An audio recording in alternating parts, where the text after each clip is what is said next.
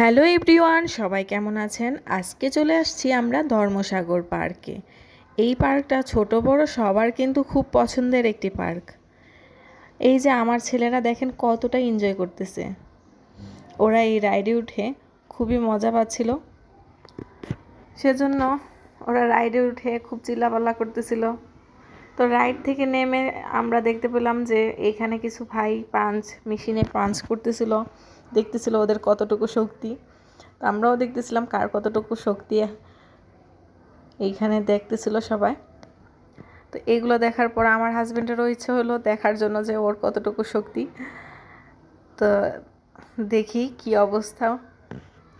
তো প্রথমে ভালোভাবে মারতে পারে নাই, ও আবার 2বার মারার চেষ্টা করছিল। তো এইটা দেখার পর আমার ছোট ছেলে বড় ছেলে ওদেরও ইচ্ছা হইতেছে পাঞ্চ করার জন্য, কিন্তু এটা এত শক্ত, হাতে ব্যথা পাওয়ার সম্ভাবনা আছে। এই যে আমার ছেলে, আমার ছোট ছেলেও পাঞ্চ করতেছে। তো পাঞ্চ শেষে আমরা চলে আসলাম আইসক্রিম খেতে। আমার দুই ছেলেরই আইসক্রিম খুব পছন্দ। তো ওরা আইসক্রিম খাচ্ছিল আর আমি খাচ্ছিলাম ফুচকা। তো ফুচকা খেতে খেতে আমরা এখানে মাছকেও ফুচকা দিতেছিলাম।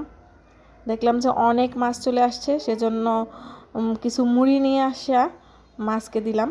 দেখলাম যে এখানে অনেক মাছ চলে আসছে। তা আমাদের দেখা দেখি অন্য ভাইয়ারাও আবার শুধু মুড়ি কিনে না মাছকে খাওয়াইতেছিল। দেখতে কিন্তু খুবই ভালো লাগতেছিল মাছ। এই যে আমার ছোট ছেলে মাছকে মুড়ি দিতেছিল।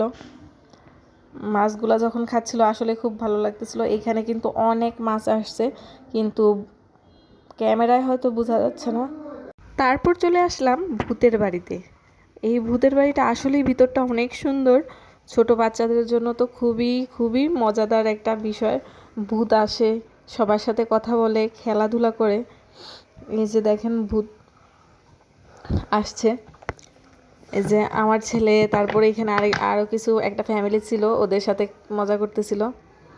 ভূতটা আসলেই খুবই ফানি ছিল। এই যে এখানে যখন ভূতটা আসে ভয়ঙ্কর একটা মিউজিক বাজতেছিল, যেটা আসলে খুব ভালো লাগতেছিল। মনে হচ্ছিল যে সত্যি সত্যি আমরা একটা ভূতের বাড়িতে আছি। আর এটা ডেকোরেশনটাও কিন্তু খুবই সুন্দর ছিল।